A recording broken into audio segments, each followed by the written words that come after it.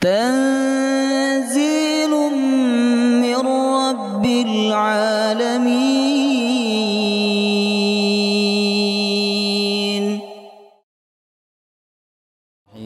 السلام عليكم ورحمة الله وبركاته.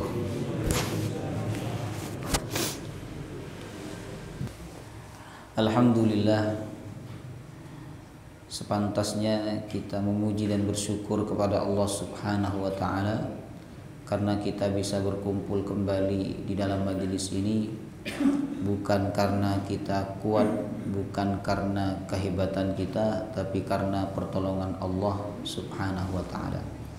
Semoga Allah selalu membimbing kita semua untuk melakukan amal saleh sampai kita menghadap kepadanya. Amin ya rabbal alamin. Untuk malam hari ini, Bapak Ibu, saya mengajak panjenengan semua untuk memeriksa kembali, mengingat-ingat kembali hal-hal seputar bulan suci Ramadan. Saya buka catatan, buka kitab, lalu saya tertarik mengajak panjenengan semua untuk membahas permasalahan-permasalahan seputar Ramadan, ya. Yang mungkin permasalahan ini sudah dibahas oleh para ulama atau para ustadz-ustadz di tahun-tahun sebelumnya, atau panjenengan sudah mengetahui permasalahan ini tapi perlu kita update kembali, jemaah rahimakumullah. Baik, jadi saya kemas dalam bentuk tanya jawab seputar Ramadan. Saya bertanya, saya yang menjawab. Biasanya jemaah yang bertanya, saya yang jawab. Kali ini saya tanya dan saya yang menjawab. Atau dibalik, saya tanya jenengan jawab. Baik. Ada sekitar 15 permasalahan yang ingin saya sampaikan pada kesempatan malam hari ini. Yang pertama, Bapak Ibu, ini yang sering terjadi, ya, mengenai penetapan awal Ramadan, kenapa kadang berbeda? Kalau enggak awal yang berbeda, akhir yang berbeda, jemaah Allah. Perbedaan itu antara pemerintah dengan teman-teman Muhammadiyah.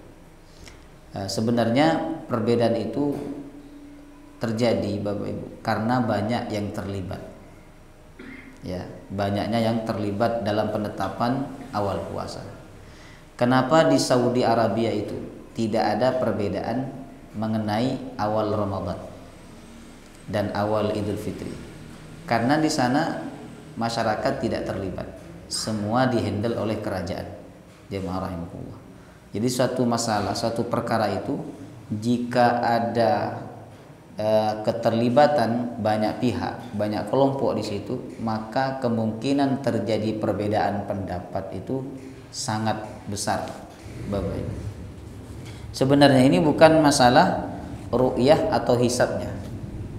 Seandainya semua pakai hisab, ya kan, tapi tetap banyak yang terlibat di situ, perbedaan pasti ada. Yang satunya hisab ini pokok sekian derajat, yang satunya. Jadi tetap ada perbedaan pendapat.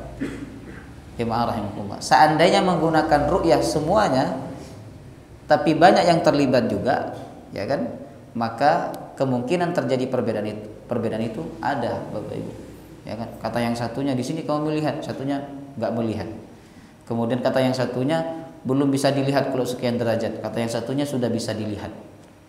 Jadi kalau banyak yang terlibat, maka kemungkinan perbedaan itu pasti ada dan besar, jemaah rahimakumullah. Nah, kalau ingin tidak ada perbedaan mengenai penetapan awal Ramadan dan hal-hal yang lain, itu kita harus menjadikan satu lembaga atau satu instansi sebagai rujukan bersama, jemaah rahimakumullah. Cuman negara kita ini kan negara demokrasi, Bapak Ibu. Jadi demokrasi itu bukan hanya masalah kenegaraan, tapi masalah keagamaan pun juga demokrasi, jemaah rahimakumullah, ya kan? Sehingga diberikan kebebasan untuk berpikir, meyakini, mempercayai apa yang menjadi keyakinannya, jemaah rahimakumullah, ya. Kemudian ikut pemerintah atau ikut hisab itu insya Allah sama-sama benar, karena dua-duanya berdasarkan dalil dari Al-Quran. Yang ru'yah ada dalilnya, faman syahida minkumus syahra falyasum, siapa di antara kalian yang puasa, yang melihat bulan, hendaklah kalian puasa. Sedangkan yang hisab juga ada dalilnya, wal qamara qaddarnahu manazila lita'lamu adadas sinina wal hisab. Jadi ada dalilnya, jemaah rahimakumullah, ya kan? Itulah yang memicu kenapa kok terjadi perbedaan pendapat mengenai penetapan awal Ramadan, Bapak Ibu, ya. Dan itu diserahkan kepada keyakinan panjenengan masing-masing, ya. Tapi saya sarankan jangan berbeda antara suami dengan istri. Suaminya ikut pemerintah, istrinya ikut Muhammadiyah. Ini repot. Kalau pas sama nggak masalah. Ini kalau pas berbeda penetapan awal Ramadannya, maka ini bisa menjadi pemicu hubungan yang tidak baik, ya. Karena hubungan yang tidak baik ini berawal dari perbedaan pendapat, jemaah rahimakumullah. Jadi kalau ikut suami ibu-ibu, jangan kekeh dengan pendapat panjenengan sendiri. Kalau suami ngikutin pemerintah, sudah ikut pemerintah jenengan. Suami ikut Muhammadiyah, panjenengan ikut Muhammadiyah, jemaah rahimakumullah. Ikut suami, ya kan? Jangan sampai ada perbedaan pendapat. Anak-anak panjenengan juga harus sama dengan panjenengan, ya kan? Masa yang satu puasa, yang lain tidak puasa, jemaah rahimakumullah, ya. Begitu juga dalam hal fikih, ya. Misalnya mazhab Syafi'i, mazhab Maliki itu beda pendapat mengenai batal wudu. Kalau dalam mazhab Syafi'i, menyentuh suami atau menyentuh istri secara langsung tanpa penghalang, baik bernafsu, bersyahwat atau tidak, itu wudunya batal. Tapi dalam mazhab Maliki, selama tidak bersyahwat tidak batal. Nah, ini suami istri jangan sampai berbeda pendapat, ya kan? Suaminya mazhab Syafi'i, istrinya Maliki, ya kan? Akhirnya suaminya habis wudu diganggu sama istrinya. Nah, ini hal-hal yang seperti ini bisa memicu kepada sesuatu yang lebih besar, Bapak Ibu.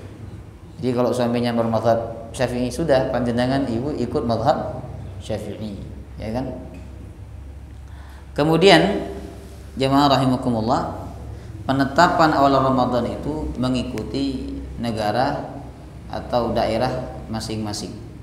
Kita tidak boleh berpuasa dengan penetapan orang Saudi. Kita tidak boleh berpuasa dengan penetapan orang Malaysia. Tapi kita berpuasa dengan penetapan awal Ramadan dari negara kita masing-masing, jemaah rahimakumullah, ya kan? Karena puasa itu di mana kita tinggal. Kita tinggal di tempat, ya kan? Di tempat yang puasanya 18 jam. Jadi malamnya sebentar, Bapak Ibu. Siangnya panjang. Maka kita harus mengikuti tempat itu waktu buka puasanya. Walaupun kita sahurnya di sini. Sahurnya di sini, kemudian kita ke sana dalam waktu 7 jam misalnya sampai, kita tetap buka puasanya ikut sana, ya kan? Tidak ikut sini, jemaah rahimakumullah. Nah, jadi puasa itu mengikuti tempat masing-masing, mengikuti matlak masing-masing. Kemudian yang kedua, jemaah rahimakumullah, permasalahan yang sering muncul ketika bulan Ramadan tiba, yaitu mengenai jumlah rakaat sholat tarawih. Apakah sholat tarawih itu 11 ataukah 23? 11 atau 23? Nah, di sini 23. Tapi di sana 11, Bapak Ibu. Nah, yang benar itu yang mana? 11 kah atau 23? Begini, kalau kita memahami istilah tarawih, di zaman Nabi itu nggak ada istilah tarawih, nggak ada. Jadi kalau jenengan tanya, Ustadz, berapa rakaat Nabi sholat tarawih? Nggak ada. Istilah tarawih itu baru ada di zaman Umar bin Khattab. Kenapa disebut dengan istilah tarawih? Tarawih itu artinya istirahat. Karena dulu sahabat melaksanakan sholat itu panjang, berdirinya lama. sehingga ketika mereka selesai salam untuk menuju sholat berikutnya mereka istirahat dulu, istirahat santai. Itulah kenapa disebut dengan sholat tarawih. Jemaah rahimakumullah. Nah permasalahannya kita ini kan sholatnya tidak panjang. Pantaskah habis sholat kita tarawih istirahat? Kan sholatnya tidak panjang, yang dibaca kulhu, al-falaq, inna a'tayna sama kulhu. Tidak panjang. Jemaah rahimakumullah. Apakah pantas sholat kita itu disebut dengan sholat tarawih? Sholat yang ada istirahatnya, ya kan? Jadi kalau kita menggunakan istilah itu Bapak Ibu, ternyata sholat yang kita lakukan di malam Ramadan ini masih belum pas untuk disebut sebagai sholat tarawih. Itu lebih pasnya disebut sholat malam, sebagaimana sholat yang dilakukan di zaman Rasulullah sallallahu alaihi wasallam. Baik. Tapi karena istilah itu sudah melekat, ya kan, maka sunnahnya, afdolnya bagi imam itu setelah salam dia tidak langsung berdiri, tapi santai dulu, tenang dulu, ya kan. Oleh karena itu sebagian masjid habis sholat tarawih, ya kan, habis sholat habis salam ada baca-bacaan kan, sebagian masjid sholawat kah atau apakah begitu. Itu salah satu cara kiai-kiai dulu supaya imamnya tidak langsung berdiri. Jemaah rahimakumullah, ya kan. Karena kalau nggak dibatasin kayak gitu, imamnya ngebut Bapak Ibu, apalagi imamnya ngantuk. Nah maka jemaah rahimakumullah, imam yang paham setelah salam dia tidak langsung berdiri, tapi tarawih dulu, istirahat dulu sejenak, ya. Nah berapa rakaat sholat tarawih itu di zaman Nabi? Sholat malam Ramadan jemaah rahimakumullah itu ada 11 rakaat.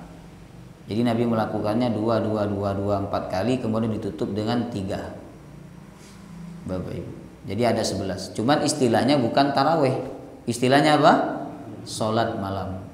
Jadi sholat malam Nabi itu di bulan Ramadan maupun di luar bulan Ramadan jumlahnya 11. Ya kan? Jadi kalau kita nyebut sholat tarawih itu 11 kurang tepat. Karena sholat tarawih itu khusus sholat malam yang dilakukan di malam Ramadan. Jemaah rahimakumullah. Kemudian 23 ini tidak ada di zaman Nabi. Jadi tidak ada Nabi melakukan sholat malam di malam Ramadan 23. Jemaah, ini baru ada di zaman Umar ibn Khattab radhiyallahu anhu. Kenapa Umar memperbanyak rakaat? Karena orang-orang saat itu sudah tidak mampu berdiri lama. Karena tidak mampu berdiri lama, maka sama sahabat Umar dibanyakin rakaatnya, tapi diperpendek sholatnya, Bapak Ibu. Di zaman Nabi sedikit rakaatnya, tapi panjang sholatnya. Makanya panjenengan kalau ngambil 11 itu konsekuensinya apa? Panjang, harus panjang. Berdirinya harus lama, Bapak Ibu. Yang dibaca apa? Rakaat pertama Al-Baqarah, kedua Ali Imran, ya kan? Intinya panjang. Jemaah rahimakumullah, ya kan? Kemudian kalau panjenengan tidak siap dengan sholat yang panjang, maka alangkah lebih baiknya ngikuti ijtihadnya Umar bin Khattab, yaitu 20 tambah 3 witir 23. Bapak Ibu jemaah rahimakumullah, ya kan? Cuman orang sekarang ini tidak kuat sholat panjang-panjang, ya kan? Dan tidak suka juga sholat banyak-banyak rakaatnya, ya kan? Akhirnya mereka ngambil yang 11 dan yang bacaannya pendek, Bapak Ibu. Ini banyak. Kalau panjenengan pakai 11 dan bacaan pendek itu pasti jamaahnya banyak itu. Daripada yang 23 walaupun bacaannya pendek pasti jamaahnya sedikit, Bapak Ibu. Kalau orang-orang sekarang ini jemaah Allah semakin ke belakang imannya semakin rendah, semakin lemah, Bapak Ibu. Ya. Jadi panjenengan kalau ngambil yang 11 usahakan sholatnya panjang. Kalau pengen yang pendek maka ambillah yang 23, jemaah rahimakumullah. Tapi masalah sekarang ini bukan masalah NU Muhammadiyah ya. Kalau Muhammadiyah 11, kalau NU 23, bukan masalah itu. Soalnya ada beberapa masjid NU tetapi dia sholatnya 11. Jemaah rahimakumullah. Saya sendiri pernah ngimami di suatu masjid itu mintanya 11, padahal masjid itu ada tongkatnya, Bapak Ibu. Ada tongkatnya, berarti masjid NU. Nah, kemudian minta 11, saya bilang kalau 11 bacaannya harus panjang. Nah, kata ketua takmirnya, yang pendek aja Ustaz. Lo nggak bisa yang panjang kalau 11. Yang pendek Ustaz, di sini pensiunan semua. Ya sudah, saya bilang gitu. Saya juga cocok Bapak Ibu. Ya kan, cepat selesai. Nah, karena saya tamu, jadi saya ngikuti keinginan dari tuan rumahnya, jemaah rahimakumullah. Ya. Kemudian yang ketiga, sholat witir. Permasalahan yang ketiga yang sering ditanyakan adalah mengenai witir itu 3 rakaat, biasanya sebagai penutup dari sholat tarawih. Itu dilakukan 1 salam atau 2 salam. Ternyata dua-duanya ada hadis sahih dari Nabi SAW. Jadi yang 1 salam yaitu langsung 3 rakaat ada hadisnya, Bapak Ibu, yaitu hadis riwayat Imam Al-Baihaqi dan Imam Al-Bukhari. Kemudian yang 2 salam juga ada hadisnya, jamaah rahimakumullah. Jadi 2 salam itu 2 rakaat kemudian berdiri 1 rakaat lalu ditutup dengan salam, Bapak Ibu. Ya, jadi 2 kali salam. Dan Nabi SAW pernah melakukannya. Ya kan? Jadi sholat witir ini tidak harus langsung ganjil, tidak harus langsung 3, tidak harus langsung 5, tidak harus langsung 7, tidak harus langsung 11, jamaah Allah. Hanya saja kalau masih 2 itu belum dianggap witir. Itu hanya dianggap minal witrih, dari bagian daripada witir. Apabila selesai sholat tarawih, dia mengingatkan untuk niat dan membimbing jamaah untuk niat. Nawaitu shauma ghadin an adai fardhi syahri ramadhana hadhihi sanati fardhan lillahi ta'ala. Ya. Kemudian jamaah rahimakumullah, yang ke-7, bagaimana makan sahurnya Rasulullah sallallahu alaihi wasallam. Yang pertama Bapak Ibu, bahwa makan yang dijamin keberkahannya oleh Nabi itu adalah makan sahur. Kata Nabi, tasahharu fa inna fis sahuri barakah. Makan sahurlah kalian karena di dalam makan sahur itu terdapat keberkahan. Makanya kita walaupun makan sedikit tetap kuat nggak puasa? Kuat. Itu artinya makan sahur barokah. Subhanallah. Tanda makanan barokah Bapak Ibu, apabila kita makan walaupun sedikit bisa membuat energi yang banyak di dalam tubuh kita. Sehingga kadang ada orang makan pagi sedikit tapi bisa kuat sampai sore. Jemaah rahimakumullah. Itu makanan yang barokah. Ada juga orang ini makan banyak tapi tak lama setelah itu lapar lagi. Kalau panjenengan cepat lapar itu berarti itu tanda makanan yang masuk ke dalam perut panjenengan kurang barokah, jemaah rahimakumullah. Ya. Makan yang dijamin keberkahannya oleh Nabi adalah makan sahur. Kemudian Allah dan malaikatnya berselawat kepada orang yang makan sahur. Kata Nabi, tasahha as-sahuru akalatun barakah. Sahur itu makanan yang berkah. Fala tad'uha walau an yajra'a ahadukum jur'atan min ma'in. Janganlah kalian tinggalkan makan sahur walaupun hanya seteguk air. Fa innallaha wa malaikatahu yusalluna 'alal mutasahhirin. Sesungguhnya Allah dan para malaikatnya berselawat kepada orang-orang yang makan sahur. Jangan tinggalkan makan sahur walaupun hanya seteguk air. Kemudian sunnah-sunnah dalam makan sahur. 1. Terlebih dahulu melakukan adab-adab dari bangun tidur. Ya, adab bangun tidur itu berdoa kepada Allah SWT, mengusap wajah. Kemudian yang kedua, kalau bangunnya awal, sholat tahajud terlebih dahulu. Ya, jangan sahur kemudian sholat tahajud, tapi sholat tahajud terlebih dahulu. Kemudian yang ketiga, sunnah dalam sahur adalah mengakhirkan waktu sahur sampai mendekati subuh. Nabi sahur Bapak Ibu jaraknya dengan subuh sekitar 50 ayat. Jemaah rahimakumullah, ya. Jadi kalau sahur itu sunnahnya mepet subuh, mepet. Jadi 20 menit sebelum subuh, 15 menit sebelum subuh. Ya kan? Kan panjenengan makan berapa menit? Hah? Kalau panjenengan makan apalagi makan sahur kan orang tidak begitu menikmati. Bapak Ibu, paling 10 menit sudah selesai. 10 menit itu sudah makan, sudah minum. Jemaah rahimakumullah. Jadi 15 menit sebelum subuh itu sangat utama untuk melaksanakan sahur. Karena semakin dekat jaraknya dengan azan subuh, kita akan semakin kuat berpuasa. Jemaah rahimakumullah. Ada sebagian orang sahur jam 2, jam 1, Bapak Ibu. Habis itu tidur. Ya kan? Ini kurang afdal, kurang utama. Jemaah rahimakumullah. Ya. Kemudian sahur ini dimulai jam 12 lewat.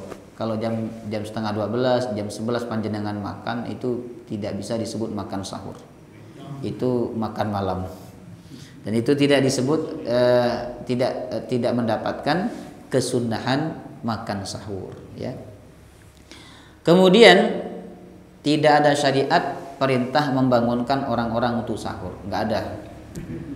Di zaman Nabi nggak ada sahabat keliling kemudian membangunkan orang untuk sahur.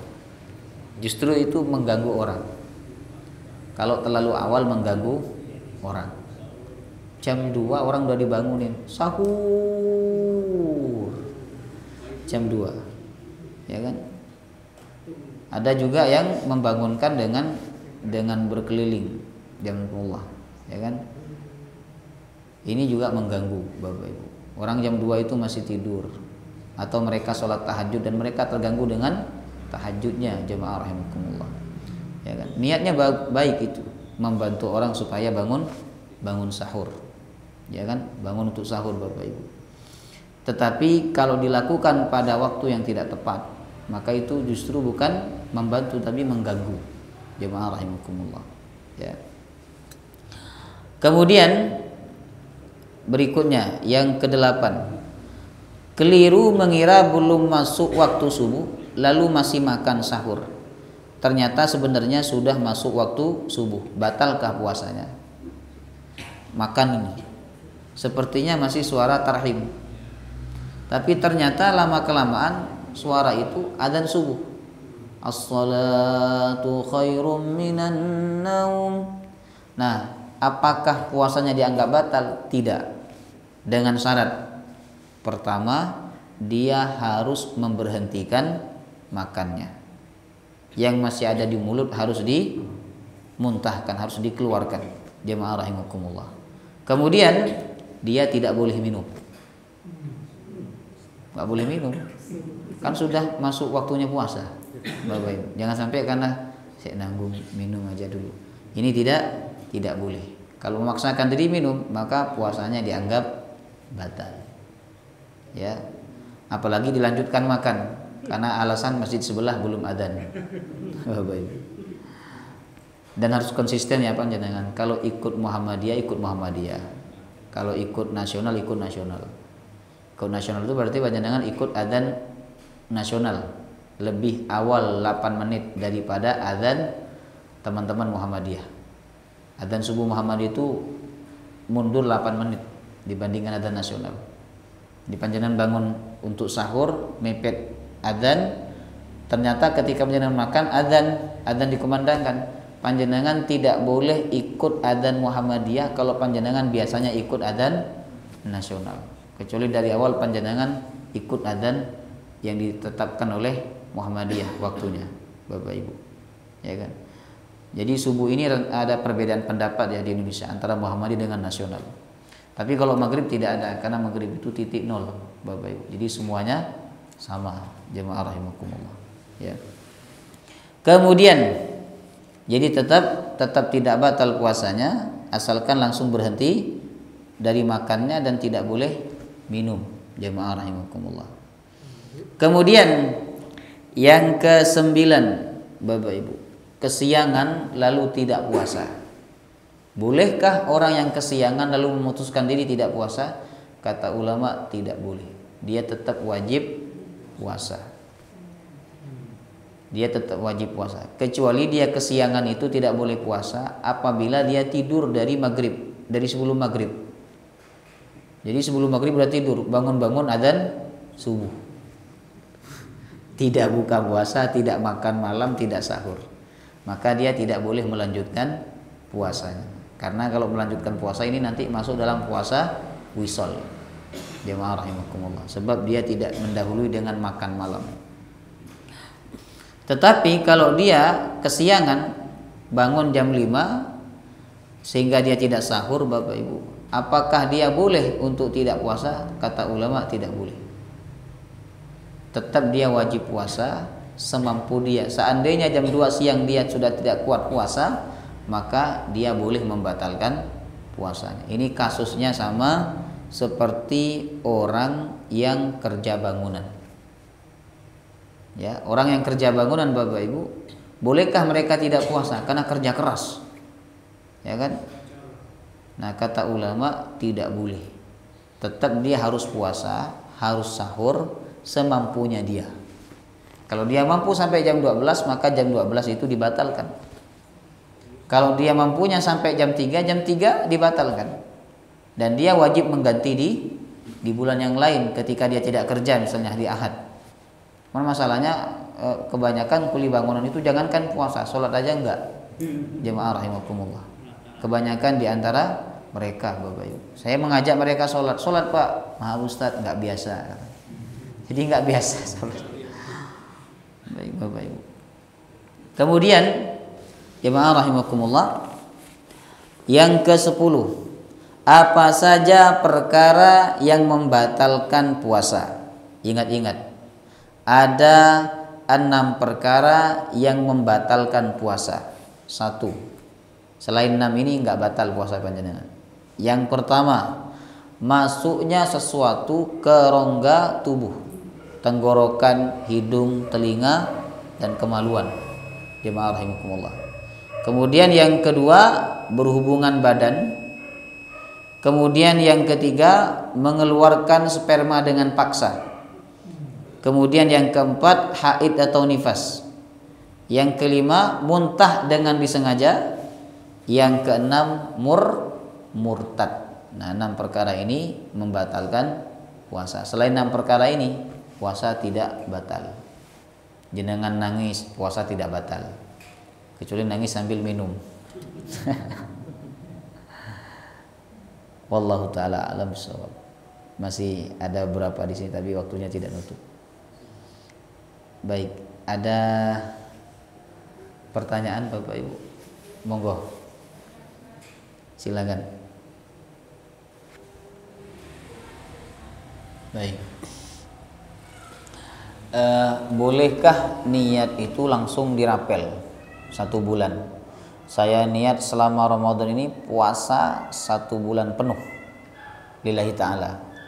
Ini diperbolehkan dalam mazhab Maliki. Boleh. Ya. Jadi nawaitu shaumas syahri ramadhana kullah lillahi ta'ala. Saya niat puasa Ramadan 1 bulan penuh lillahi ta'ala. Jadi besok, lusa dan seterusnya tidak perlu niat lagi karena sudah dicukupkan di awal. Itu mazhab Maliki. Tapi kalau mazhab Syafi'i harus berniat setiap malam. Ya kan? Karena puasa itu ada batalnya Bapak Ibu. Ya kan, batalnya maghrib. Nanti puasa lagi. Jadi karena dia dijedah dengan waktu malam, ya kan, di mana seorang boleh makan dan minum. Nah, maka setiap ketika dia ingin puasa lagi, dia harus menggunakan niat yang baru.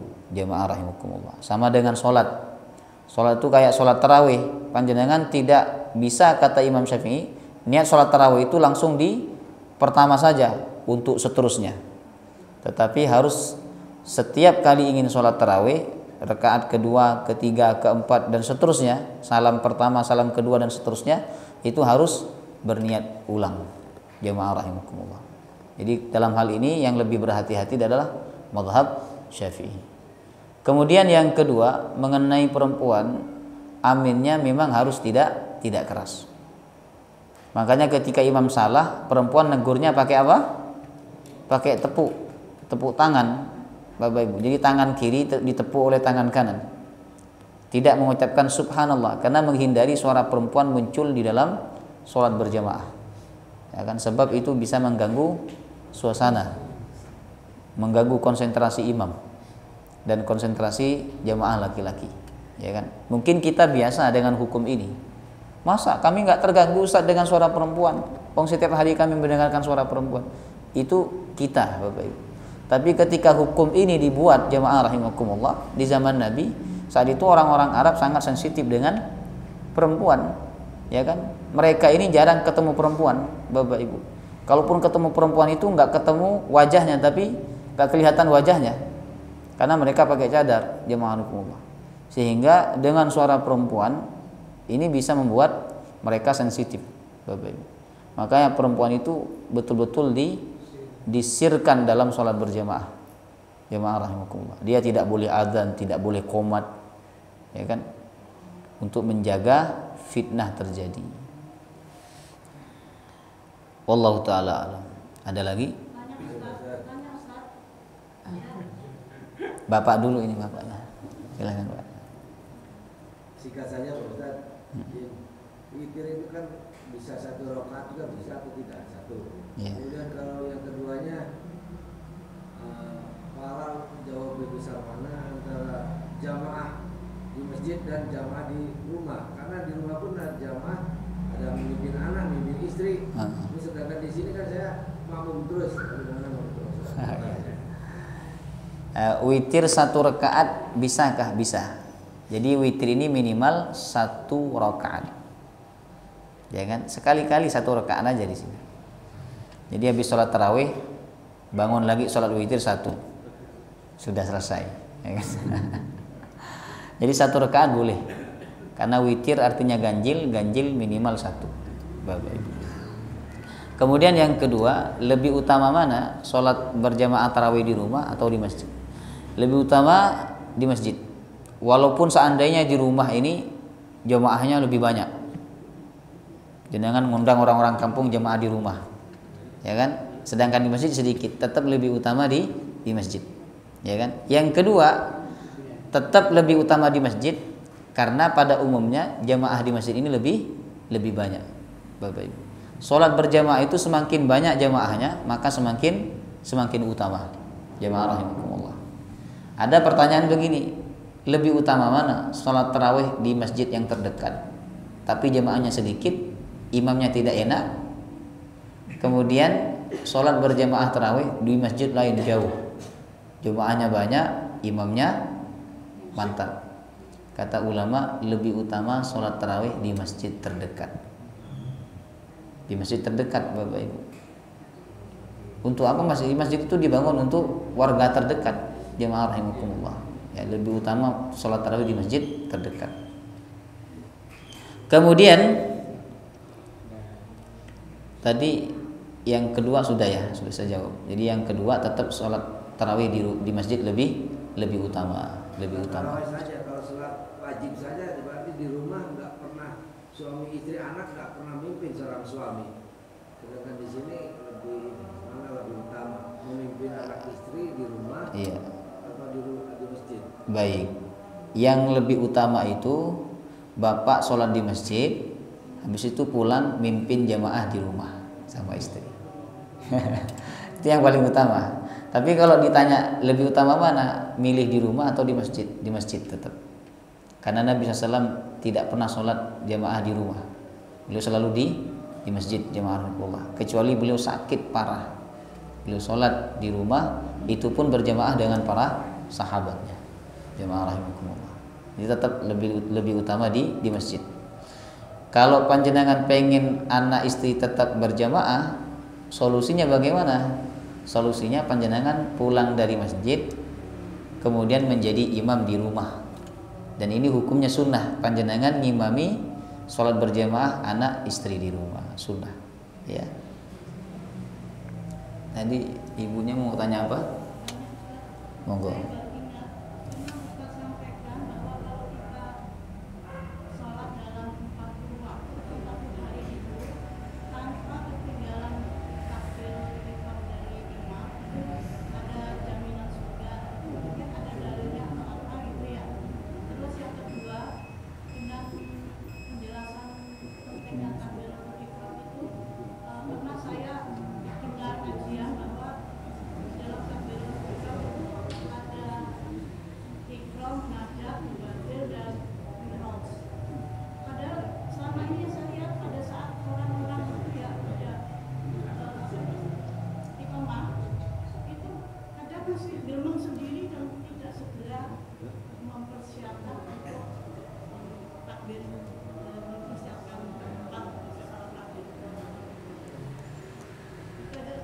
Baik, begini.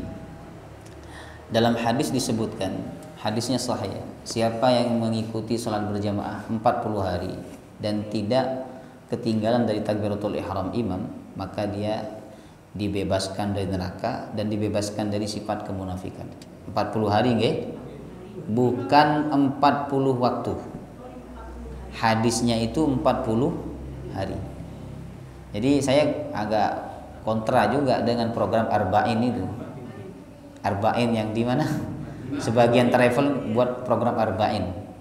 Padahal umrohnya bukan 40 hari itu kan?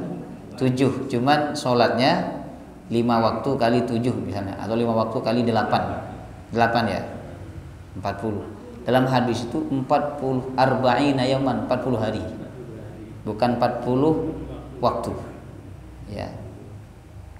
Baiklah, karena travel itu banyak cara untuk menggait jemaah, maka mereka menggunakan istilah arba'in ya kan. Kemudian yang kedua apa tadi? Takbiratul ihram.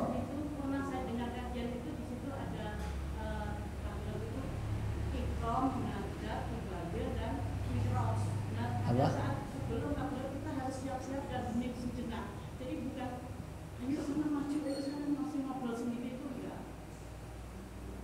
Oh ya, harusnya memang begitu. Sebelum takbiratul ihram kita sudah siap, ya, fisik dan rohani kita sudah siap, jamaahullah.